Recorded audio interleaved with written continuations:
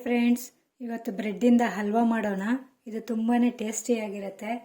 ಕಡಿಮೆ ಪದಾರ್ಥಗಳಿಂದ ಸುಲಭವಾಗಿ ಈ ಹಲ್ವಾ ಮಾಡ್ಬೋದು. ಬನ್ನಿ ಈ ಹಲ್ವಾ ಹೇಗೆ ಮಾಡೋದು ನೋಡೋಣ. ಮೊದಲಿಗೆ ಈ ಸೈಡಲ್ಲಿರೋ ಪಾರ್ಟ್ಸ್ನೆಲ್ಲ ತೆಗೆದ್ಬಿಡೋಣ. ಈಗ ಇದನ್ನು 4 ಪೀಸ್ಗಳಾಗಿ ಕಟ್ ಮಾಡೋಣ.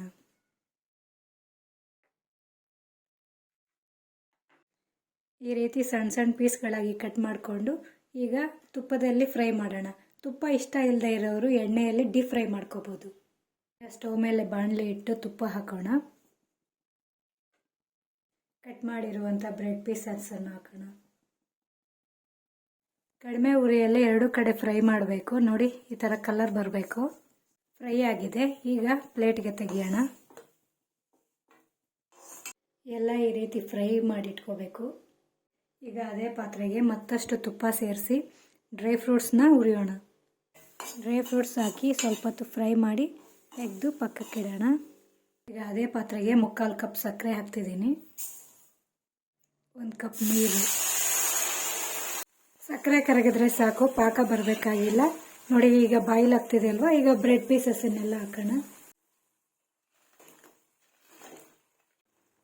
ಬ್ರೆಡ್ ಎಲ್ಲ ಸಕ್ಕರೆ ನೀರನ್ನ ಹೀರ್ಕೊಂಡು ಸಾಫ್ಟ್ ಆಗಬೇಕು. ನೋಡಿ, ಈ ರೀತಿ ಸೌಟಿಂದ ಸ್ಮ್ಯಾಶ್ ಮಾಡ್ಕೊಳ್ಳಿ. ಹಲ್ವಾ ಸಾಫ್ಟಾಗಿ ಬರುತ್ತೆ. ಇದಕ್ಕೆ ಏಲಕ್ಕಿ ಪುಡಿ, ಕುದಿರುವಂಥ ಡ್ರೈ ಫ್ರೂಟ್ಸ್ ಹಾಕಿ ಮಿಕ್ಸ್ ಮಾಡೋಣ. 3 ಸ್ಪೂನ್ ಹಾಲು ಹಾಕ್ತಾಯಿದ್ದೀನಿ. ಸ್ವಲ್ಪ ಕೋವಾ ಹಾಕ್ತಾಯಿದ್ದೀನಿ. ಕೋವಾ ಹಾಕಿದ್ರೆ ಟೇಸ್ಟ್ ಚೆನ್ನಾಗಿರುತ್ತೆ ಅಂತ.